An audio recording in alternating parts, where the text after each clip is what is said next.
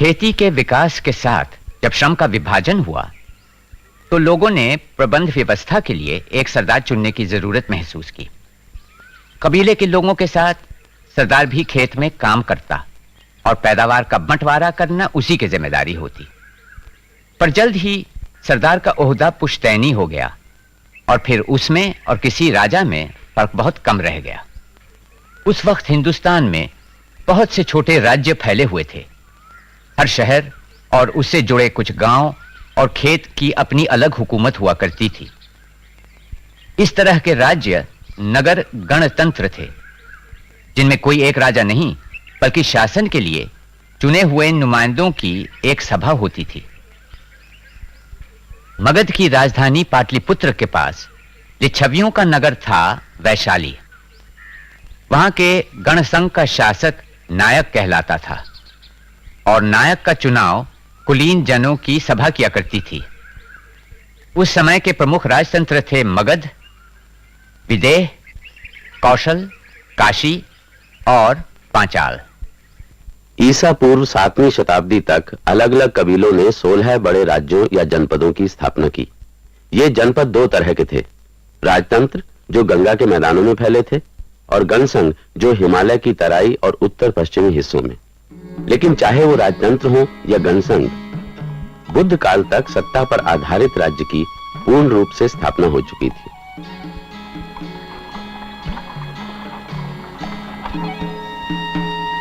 पप्पा, मैं उतरकर गाड़ी के साथ साथ चलूं? अभी से इतनी उत्सुकता? आज ही तो यात्रा शुरू हुई है, तू थक जाएगा। क्या मगध राष्ट्र इतना बड़ा है? सो तो है, हमारे प्रदेश से भी बड़ा। बहुत घने जंगल हैं और एक राजतंत्र और गण व्यवस्था में कई अंतर थे। और उससे आगे? मगध और कौशल जैसे साम्राज्यों में किसानों से मिलने वाले पूरे लगान पर राजा का अधिकार था, जबकि गणसंघ में सारे प्रमुख सदस्य आपस में लगान का बंटवारा करते थे। गणसंघों की दूसरी विशेषता थी परिषद या सामूहिक बैठक। लेकिन राजतंत्र से बढ़ते संघर्ष का नतीजा था गणसंघों का बिखराव और परिषदों का अंत। पप्पा, ये कौन लोग हैं? शाक्य गणराज्य के लोग होंगे। ये क्षेत्र तो उन्हीं का है, पर ये लोग यहाँ क्या कर रहे हैं? डरने की कोई बात नहीं, शाक्य गणराज्य के लोगों ने हमें कभी नहीं सताया। चलो बेटा, आगे बढ़े।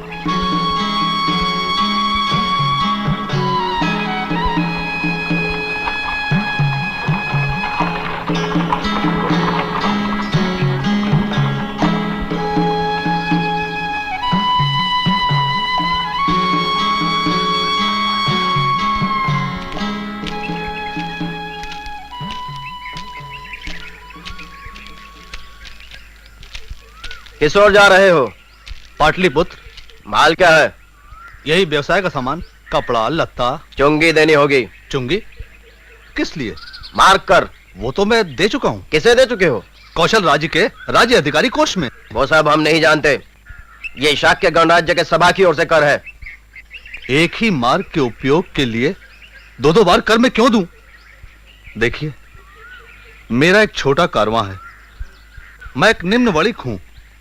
दो दो बार कर चुकाने की ताकत मुझ में नहीं है। फिर यहां से नहीं जा सकते, जाओ सारा माल उतार लो। अरे अरे, ये क्या कर रहे हैं आप लोग? हट जाइए, वो बच्चा है, छोड़ दीजिए उसको, छोड़ दीजिए, ऐसा मत कीजिए। अरे जाने दीजिए। तुम्हें अच्छी तरह से ज्ञान है कि ये व्यापारी क्या नाम है इसका? वसीथक। हाँ, व्यापारी वसीथक। क्या वो निश्चय ही कौशल राज्य का निवासी है? जी महाराज,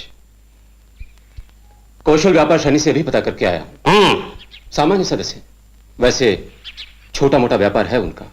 और उसके इकलौते बेटे की हत्या हुई? जी महाराज, बहुत बुरी तरह से मारा गया। वो तो अभी अबोध बालक ही था। अच्छा, तुम्हारा क्या विचार है? शाक्य गणसंघ को उस मार्ग पर चुंगी कर लगाने का कोई अधिकार नहीं है महाराज। वो अच्छी तरह जानते हैं कि वहां का मार्ग कर हम पहले ही नियमित रूप से प्राप्त करते आए हैं। कौन कहता है कि उन्हें कोई अधिकार नहीं? मार्ग उनके क्षेत्र से होकर निकलता है। सामान्यतः उनमें और हम में चुंगी कर बांटने का समझौता होना चाहिए, परंतु यह देखते हुए कि चोर उचकों के साथ समझौता करें? कभी नहीं। अब शाक्य गणराज्य ने अपने आप को स्वयं फंसा लिया है। हमें अब उन्हें समाप्त करने का एक अच्छा बहाना मिला है। क्यों गुरुजी, आपका क्या विचार है? जितना शीघ्र ये शुभ कार्य हो जाए उतना ही अच्छा। वे लोग भ्रष्ट हैं। यज्ञ, दान, बलि में उनका विश्वास नहीं, ब्राह्मणों का आदर नहीं। यदि आप युद्ध करना चाहते हैं महाराज, तो याद रहे उनका हर सदस्य सशस्त्र सैनिक है और हमारी सेना में लड़ने वाले बहुत कम हैं। भर्ती नहीं करेंगे तो लड़ना निरर्थक होगा महाराज। सेनापति अम्बरीश, आपका यह तर्क ठीक नहीं है। हमारी सेना इतनी कमजोर नहीं है कि शाह के गणराज का विनाश न कर सके। और फिर अधिक सैनिक भर्ती करने के लिए साधन कहां से लाऊं? कर बढ़ाइए। कर बढ़ाना आसान है अम्बरीश, किंतु समेटना कठिन। सेनापति को याद नहीं शायद कि पिछले माह कर राशि दुगनी कर दी गई है। राज्य की भलाई के लिए राजा जब चाहे कर बढ़ा सकता है। तब भी जब यह राशि एक पूरे गणराज्य के विनाश पर खर्च होगी। क्या शाक्य गणराज्य को अस्तित्व का उतना अधिकार नहीं जितना कौशल राज्य को है? नहीं, अधिकार नहीं है। तुम इतने सालों से हमारे सेवक रह चुके हो, अब भी गणराज्यों के बारे में उल्टा सीधा सोचते हो। गणराज्यों से हमारी शोभा दब जाती है, हम आगे नहीं बढ़ सकते। और फिर उनके पास उपजाऊ क्षेत्र है, वो हमारा व्यापार मार्ग कभी भी रोक सकते हैं। हमारी प्रजा हमें एकमात्र शासक स्वीकारती है और बदले में हम उनकी रक्षा करते हैं। किंतु गणराज्य के लोग कुएं के मेंढक जैसे हैं, वो किसी के सामने झुकना ही नहीं चाहते।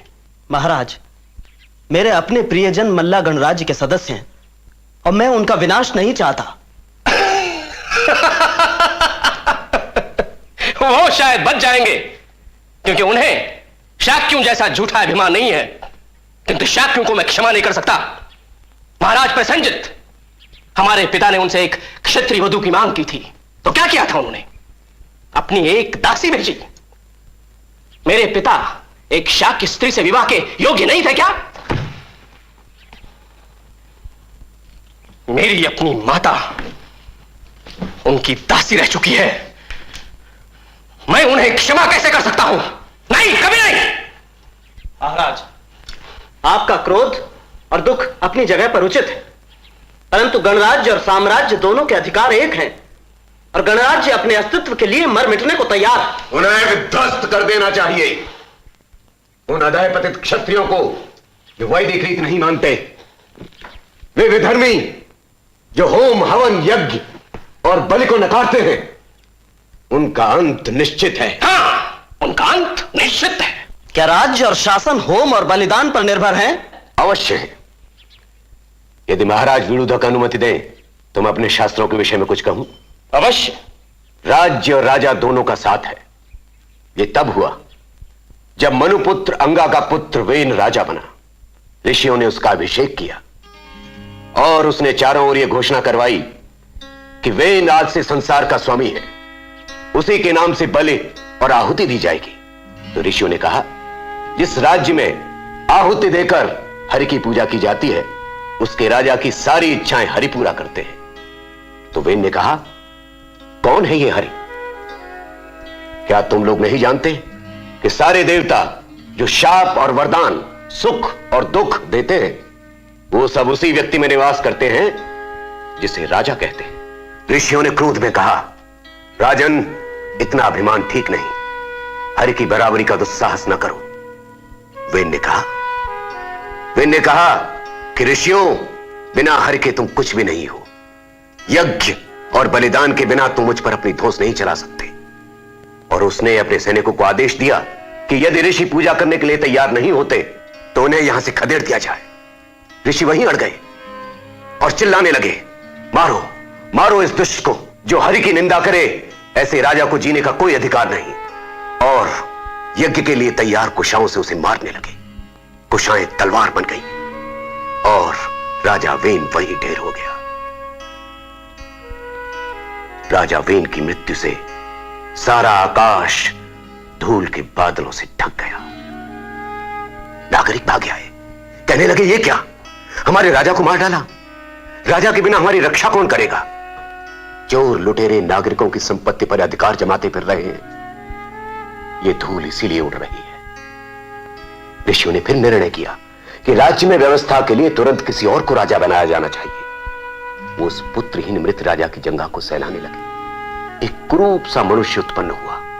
ऋषियों ने जब उसे देखा बोले, अरे ये तो बहुत कुरूप है, ये तो राजा नहीं बन सकता, जाओ इसे कहीं छोड़ाओ। सैनिक उसे दूर कहीं जंगल में छोड़ाए और तब से निषाद जाति को जंगल से बाहर आने की अनुमति नहीं। ऋषि बोले, निषाद में जन्म लेकर वेन के पापों को उसके शरीर से निचोड़ लिया है। अब हमें एक और पुत्र चाहिए जिसे राजा बनाया जा सके। वेन की दाहिनी भुजा मली तो उसमें से अस्त्र शस्त्र कवच धारण किए अग्नि के समान प्रकाशवान एक पुरुष प्रकट हुआ, पृथु। पृथु बोले, हे मुनिगण, मुझे धर्म की मर्यादाओं का सूक्ष्म ज्ञान प्राप्त है, मैं आपके सभी आदेशों का निसंकोच पालन करूंगा। पृथु ने लोगों का रंजन किया, इसीलिए उसे राजन कहा गया। उसने ब्राह्मणों के क्षत अर्थात घावों को भरा, इसलिए उसे क्षत्रिय कहा गया। उसी के शासनकाल में दुनिया सद्भाव और सज्जनता के लिए प्रख्यात हुई, इसीलिए उसे पृथु की बेटी पृथ्वी कहा गया। तथागत गौतम बुद्ध ने कहा है कि वे राजपुरुष जो समृद्ध और संपन्न राज्यों पर शासन करते हैं, अपनी अतृप्त इच्छाओं की पूर्ति के लिए अपने लोभ का उपयोग दूसरों के विरुद्ध करते हैं। यदि ऐसे लोग नश्वरता के प्रवाह में अपने लोभ और शारीरिक सुखों के लिए लगातार बढ़ते चले गए तो भला कौन इस पृथ्वी पर सुख से रह सकता है? आचार्य बृहस्पति ने कहा है कि यदि राजा का भय न हो तो लोग एक दूसरे को नोच खाकर तबाह न कर डालेंगे। समाज आधारित है कृषि और व्यापार पर, और उसकी रक्षा करते हैं वेद, और इन सबों की रक्षा राजा अपने कर्तव्यों का पालन करके करता है। किसी भी व्यक्ति को राजा को सामान्य व्यक्ति समझकर नहीं चलना चाहिए। राजा मनुष्य के रूप में देवता है। राजा के विरुद्ध चलकर कोई भी मनुष्य सुखी नहीं रह सकता। साध, अति उत्तम मंत्री व साकार। आर्य दिग्गा, अब तो आपका संदेह दूर हो गया है, अब और कुछ कहने की आवश्यकता नहीं। सेनापति अम्बरीश, शाह के गणराज्य के नायक को हमारा संदेश भिजवाइए। हमारा दूत उनसे कहे कि हम उन्हें अंतिम चेतावनी दे रहे हैं, या वो स्वेच्छा से आत्मसमर्पण करें या फिर अपने विनाश की तैयारी करें। परिषद का कोई सदस्य इधर आते दिख रहा है क्या? जी नहीं महासम्मत। अब कब तक और प्रतीक्षा करें नायक महानामा? इस बार तो आपको ही गणसंघ की ओर से निर्णय करना होगा। हम ये तीसरा चक्कर लगा रहे हैं और आपकी परिषद की बैठक ही नहीं हो पाती। थोड़ा धीरज रखें श्री सेठ, वो आते ही होंगे। ये एक गहन समस्या है। देखिए, महामार्ग पर सैनिक बल हम व्यापारियों की सुरक्षा करने के लिए है, उनका वध करने के लिए नहीं। कौशल व्यापार श्रेणी ने हमसे इसकी कड़ी निंदा की है, और वैसे ही उन लोगों से संपर्क रखना कठिन हो गया है, शाह के गणसंघ और कौशल राज के द्वेष के कारण। हम अपनी गलती स्वीकार करते हैं। हमें खेद है कि हमारे सैनिकों की नासमझी की वजह से एक निर्दोष की हत्या हुई। ये सब ठीक है नायक महानामा, पर ये कब तक चलता रहेगा? हाँ, शाह के गणसंघ टूटकर बिखरने लगा है। हमारी व्यापार श्रेणी ने आपसे संधि की तो केवल इसलिए कि हमारे व्यापार को बढ़ावा मिलेगा। बदले में व्यापारी आपको लाभ का एक हिस्सा देते हैं। हमने कोई भूल नहीं की तो परिषद को भी अपना कर्तव्य निभाना होगा, पर जब परिषद की बैठक ही नहीं हो पाती तो निर्णय कौन करेगा? इसीलिए इस ढील से हमारे लाभ, हमारे व्यापार में भी ढील होती जा रही है। कब तक नुकसान उठाएंगे हम? आप बात को बड़ा चढ़ा करके कह रहे हैं। अब चुंगी के ही मामले को लीजिए, हम महामार्ग के उपयोग का पूरा कर देते हैं, ऊपर से आपने भी कर लगा दिया। अरे क्यों दो बार कर दें?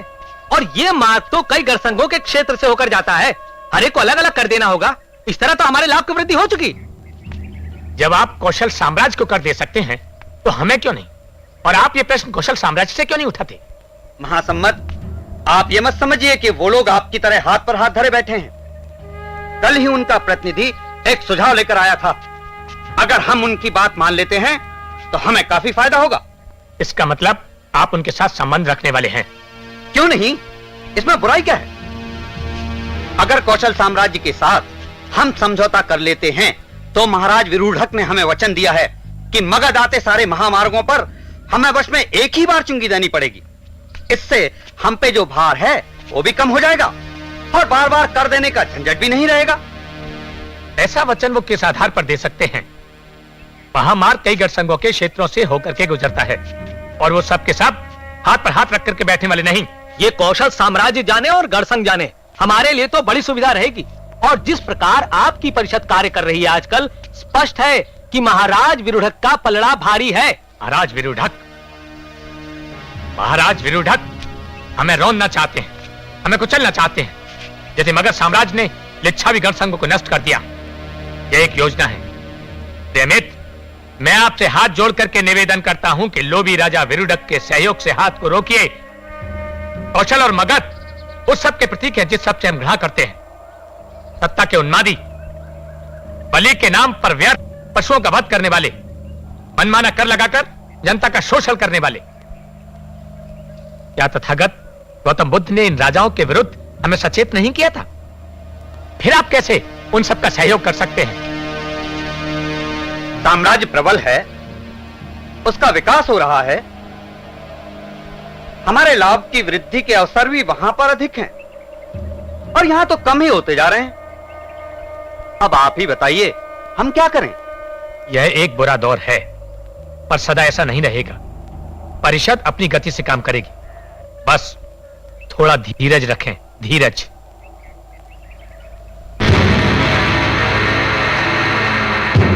कौशल नरेश महाराज विरूढ़क की ओर से संदेश लाया हूं। शाक्य गणराज महाराज की सत्ता स्वीकार करें।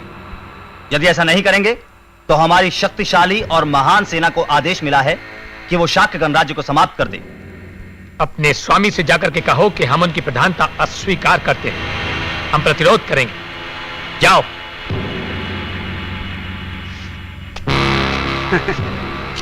अब शायद परिषद के सदस्य हाथ पैर हिलाने लगे। ठीक कहा, परंतु पहले तथागत महात्मा बुद्ध से विमर्श करना होगा।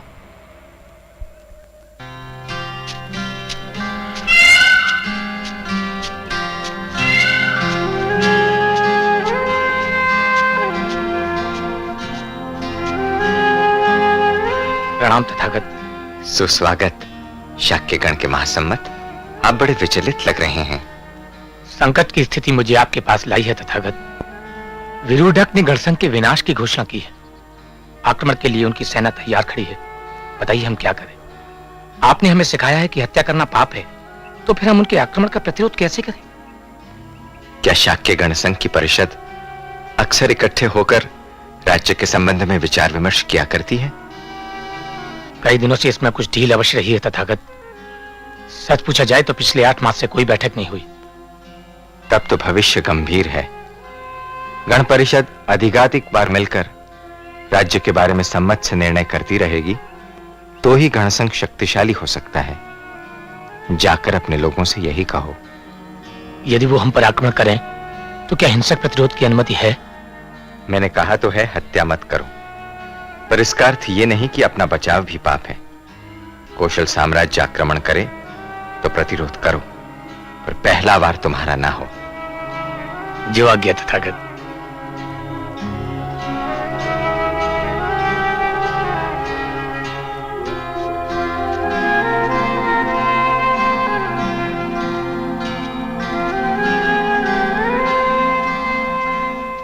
सुनो सुनो सुनो, कौशल नरेश द्वारा नगर के द्वार को घेर लिए जाने के संबंध में शाक्य गणसंघ की परिषद ने एक फैसला किया है।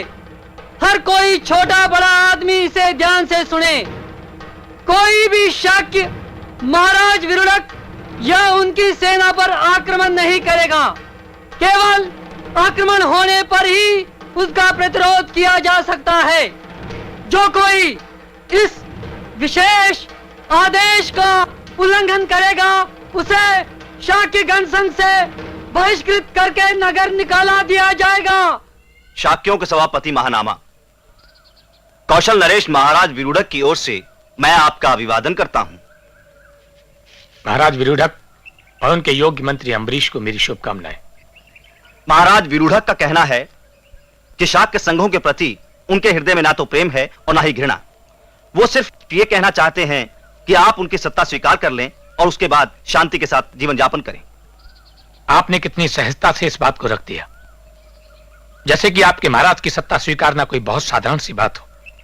क्षमा करें, हम प्रतिरोध करेंगे। हमने यही निश्चय किया है। लेकिन कितने दिनों तक? आपकी जनता भूखों मर जाएगी, क्योंकि आपका कोई भी आदमी खेतों में काम करने के लिए बाहर नहीं जा सकेगा। हमारी सेना यहां की हर चीज नष्ट कर डालेगी। यदि इस बार हमारी सेना आपके नगर द्वार में प्रवेश पाने में असफल भी हो जाती है, हम दोबारा आएंगे, बार बार आएंगे। हमें कोई जल्दी नहीं है। हमारे पास धन है, सेना है, साधन है। हम आपको थका डालेंगे जब तक आप हमारे सामने घुटने ना टेक दें। हमारे राजा बड़े हठी हैं। शायद आपके महाराज ये नहीं जानते कि वो क्या कह रहे हैं। वो इतना भी नहीं जानते कि उनकी सत्ता को स्वीकारने में हमें इतना संकोच क्यों है। आपके राज्य में हर एक व्यक्ति का भाग्य राजा के नियंत्रण में है। हमारे गणसंघ में हर व्यक्ति को मत देने का अधिकार है और हम ये अधिकार इतनी आसानी से नहीं गंवाएंगे। वर्षों पुरानी अपनी शैली को इतनी आसानी से मिट्टी में नहीं मिलने देंगे। महानामा, अपने चारों ओर नजर तो दौड़ाइए। गणों के दिन अब खत्म हो चुके हैं और जिस जीवन शैली की बात आप कर रहे हैं वो भी अब खत्म हो चली है। भूल जाइए उसे। यदि आप मेरी बात मानते हैं तो हमारे महाराज खुश होकर आपको बहुत इनाम देंगे। धन, पद, सुंदर स्त्रियां, जो आप चाहेंगे मिलेगा। द्वार खुलवा दीजिए। आप शायद अब भी नहीं समझे। आप समझते हैं कि मैं स्वयं यह निर्णय ले सकता हूं कि द्वार खोल दिए जाएं, लेकिन नहीं। देखिए, इस समस्या को परिषद के सामने रखना होगा। परिषद की खुली बैठक में एक सामूहिक निर्णय लिया जाएगा। परिषद? कौन सी परिषद? परिषद तो जर्जर होकर टूट चुकी है। परिषद के निर्णय के झमेले में मत पड़ो नायक। निर्णय आप स्वयं ले सकते हैं। परिषद में इस बात को उठाने से पहले आप वादा करते हैं ना कि अगर दरवाजे खोल दिए जाएं तो किसी भी प्रकार की कोई लड़ाई नहीं होगी और ना ही हमारे किसी भी व्यक्ति को कोई तकलीफ होगी। अवश्य, मैं वादा करता हूं।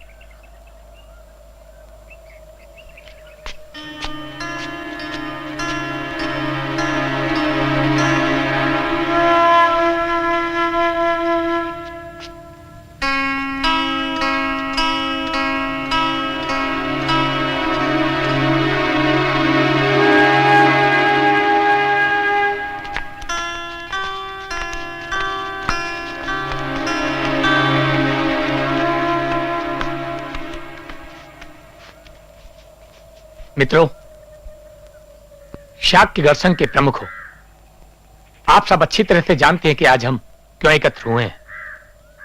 नगर के द्वार पर कौशल नरेश की सेना खड़ी है। वे चाहते हैं कि हम उन्हें उपहार दें और उनके आधिपत्य को स्वीकारें। यदि हमने ऐसा नहीं किया तो हमको दाने दाने के लिए तब तक तरसाया जाएगा जब तक कि हम खुद समर्पण नहीं कर देते। वो हमसे चाहता क्या है? उसके मूर्ख पिता ने हमारे यहाँ की दासी से शादी की थी और वही दासी पुत्र हमें डराने की कोशिश कर रहा है। वो चाहता है कि नगर के द्वार उसके लिए खोल दिए जाएं, ताकि वो हमारे साथ एक संधि कर सके और कपिलवस्तु में अपने साम्राज्य की घोषणा कर सके। हम उस दासी पुत्र पर भरोसा कैसे कर सकते हैं? क्या राजमुकुट के लिए उसने विश्वासघात करके अपने पिता को बंदी नहीं बनाया था? क्या प्रसेनजीत इस युग के महान सम्राट नहीं थे? और अब वे कहां हैं? क्या आप आश्वासन दे सकते हैं कि एक बार मुख्य द्वार खुल जाने के बाद वो अपने सैनिकों को खुली छूट नहीं देगा? मेरा सुझाव तो यह है कि हमें उन्हें अंदर नहीं आने देना चाहिए, बल्कि दूसरे गणसंघों को संदेश भेजना चाहिए ताकि वो हमारी सहायता के लिए आ सकें। किन गणसंघों को? कौशल और मगध नरेश तो हमें पूरी तरह मिटा देने का निश्चय कर ही चुके हैं। वाद विवाद का समय नहीं है हमारे पास। या तो हमें युद्ध नहीं करने की नीति को अपनाना चाहिए, अन्यथा संधि कर लेनी चाहिए। उस समय हमने जो युद्ध ना करने का निर्णय लिया था वो ठीक नहीं था। पर ये तथागत की भूमि है और हम सब उनके अनुयायी हैं। हम किसी के प्राण कैसे ले सकते हैं? उस नीच का विश्वास ही कौन कर सकता है? कौशल नरेश वचनबद्ध हैं। उन्होंने कहा है कि यदि नगर के द्वार खोल दिए जाएं तो हमारे किसी भी व्यक्ति को कोई हानि नहीं पहुंचेगी। मुझे लगता है कि हमें नगर के द्वार खोल देने चाहिए। महासम्मत से एक सवाल करना है, खास तौर पर जब आप समर्पण का प्रचार कर रहे हैं। क्या कौशल का दूत आपसे मिलने आया था और उसने ये कहा था कि यदि आप परिषद को द्वार खोलने पर राजी कर लें तो आपको धन और सुंदर स्त्रियों को इनाम में दिया जाएगा? क्या बक रहे हो? महासम्मत का ऐसा प्रस्ताव स्वीकार कर सकते हैं? यह तो सच है कि उनका दूत मेरे पास आया था और यह बड़ी निंदास्पद हरकत की। मेरी पूरी बात तो सुनिए। यह भी सच है कि उसने मुझे सत्ता और धन का लालच भी दिया, और वो सब भी जिसे वो बहुत महत्वपूर्ण समझते हैं। लेकिन मैंने मना कर दिया। मैंने कहा कि समर्पण का निर्णय मुझे अकेले के हाथ में नहीं बल्कि परिषद की खुली बैठक में एक संयुक्त निर्णय होगा। हम आपकी बात पर विश्वास कैसे करें? हालांकि यह सच है कि यहाँ पर किसी एक व्यक्ति की बात नहीं चलती, पर कौशल राज ने आपको खूब धन दिया होगा ताकि आप फैसला उनके पक्ष में करवाएं। ये आरोप लगाने का आपको कोई हक नहीं। महासम्मत पर कीचड़ उछालने की हिम्मत तुझमें कहां से आई दुष्ट? क्या कहा तुमने? इसलिए कि ये देशद्रोही है। शांत हो जाइए, शांत हो जाइए। ये संकट की घड़ी है, आपसी झगड़े और फूट का समय नहीं। हमें एकता भाव चाहिए। बड़े आए एकता वाले। ठंडी बुद्धि से काम लीजिए। ये हमारी एकता भंग करने का षड्यंत्र है। हमें उनके बनाए हुए जाल में नहीं फंसना चाहिए। मेरा कहना तो यह है कि हमें शस्त्र उठाकर कौशल सेना के विरुद्ध युद्ध करना चाहिए। तथागत महात्मा बुद्ध के नियमों के विरुद्ध हम ये नहीं कर सकते। हमें आत्मसमर्पण करना होगा, नगर द्वार खोलने होंगे। चलो साथियों। रुकिए, शांति से काम लीजिए। परिषद को निर्णय तो ले लेने दीजिए। आर्य महानामा परिषद को हत्या हिंसा के भूखे भेड़ियों ने, वो हमारे मन को भ्रष्ट करना चाहते हैं। हमें तुरंत नगर द्वार खोलने होंगे। आओ साथियों।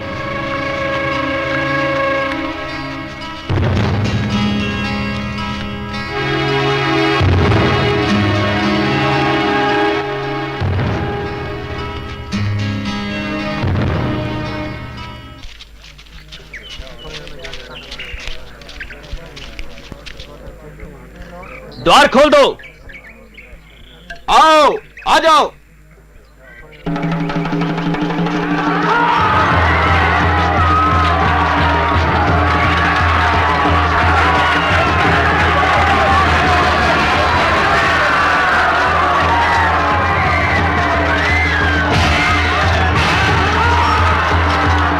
रुकिए, रुकिए, रुक जाइए। यज्ञ मत कीजिए, रुक जाइए, रुक जाइए, रुकिए, रुकिए, रुकिए, रुक जाइए, रुक जाइए। महाराज, मैं इन घमंडी शाकियों को यह बता देना चाहता हूं कि राजा क्या होता है। हाँ, इन शाकियों का मुंह हमेशा के लिए बंद कर दो। ये किसके आदेश से कर रहे हैं आप लोग?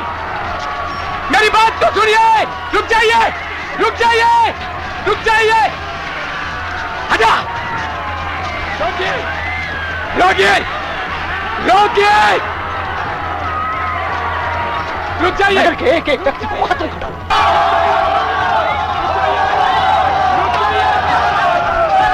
रोकिए, इस हत्या को रोकिए। आपने वचन दिया था नगरवासी सुरक्षित रहेंगे। कैसा वचन?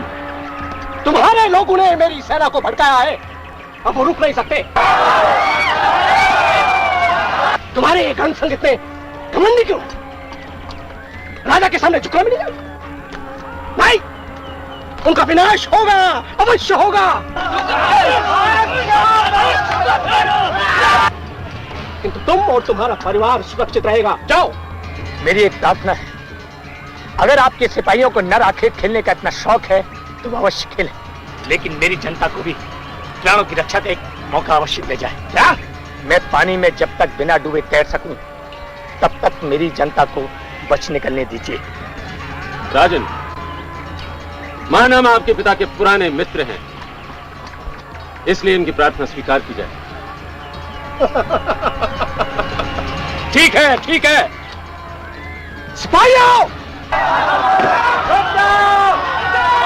युद्ध बंद करो।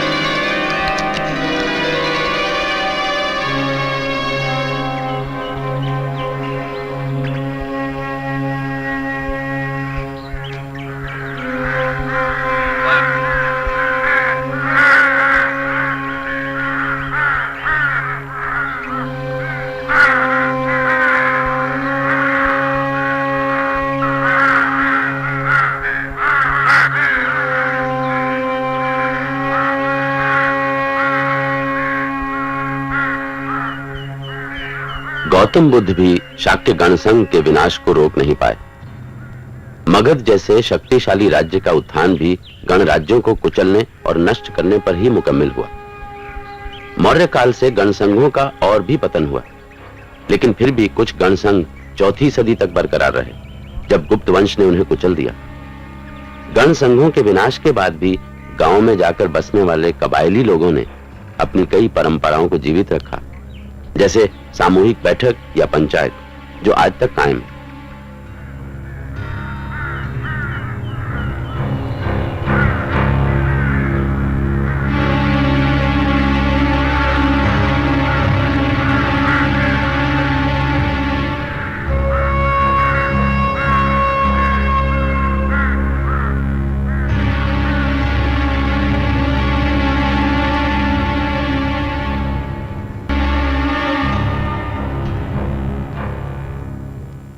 शुरू में राजा का चुनाव होता था, पर धीरे धीरे यह ओहदा पुश्तैनी हो गया और राजा के मरने के बाद उसका सबसे बड़ा बेटा गद्दी पर बैठने लगा।